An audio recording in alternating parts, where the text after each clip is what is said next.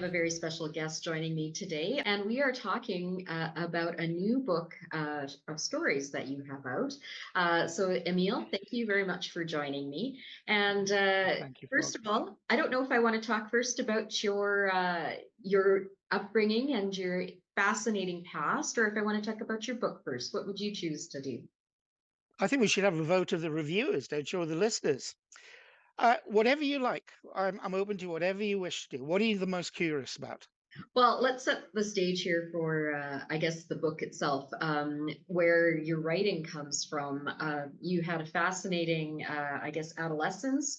So, if you could tell us a little bit about that and how it inspired your writing.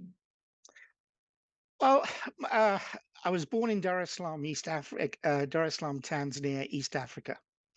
I was within a community, a very close-knit community, and really a privileged community where we had servants and we were middle class. We still had servants, and we had all the best of life that we could. My mum decided that my father was a bum and that he wasn't going to get anywhere in life, which proved correct. So at the age, she married at the age of 21. At the age of 25, she decided to divorce. And being in a small, close-knit community, she was ostracized because of that. She had no education. She couldn't speak English, but she decided that she had to get away from here to do something with her life. She went to England because at that time, Tanzania was a territory was being managed by Britain. She went to London, just outside London, and she decided to take me with her. The only job she could find at that time was training as a nurse, of all things. But they gave her very little money, they gave her accommodation, and they wouldn't allow me to stay with her.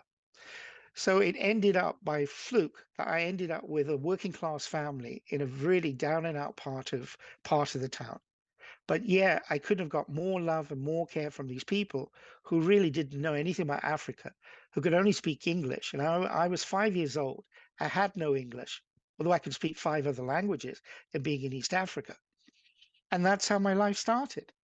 And I keep thinking to myself, if I would have been brought up by either of their neighbors, I think the worst could have happened to me.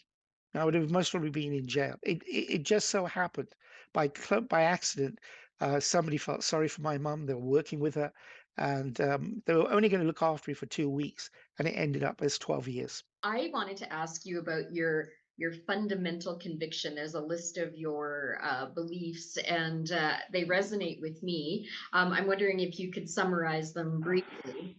I'm not really into any religion, but I do believe that there is a form somewhere, that there is destiny, and that I believe that you are put through a lot of obstacles in your life, and it's how you deal with them. And so, and I also believe that every time I've needed help, somebody has been there for me. If I've expected good of other people, that good has come out. But if I've suspected anybody, nothing happens. So I think that you have to leave yourself vulnerable and open to life Absolutely. to be able to do that. And the other part of it is I am extremely prejudiced, but I'm not prejudiced about color, where somebody comes from, but intelligence. I'm an accountant. I have hundreds of clients.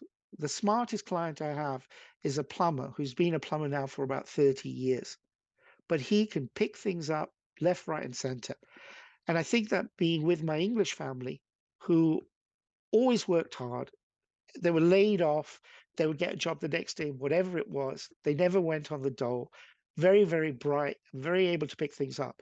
So I'm able to look at people for what they are as opposed to what they look like. Life is a prism.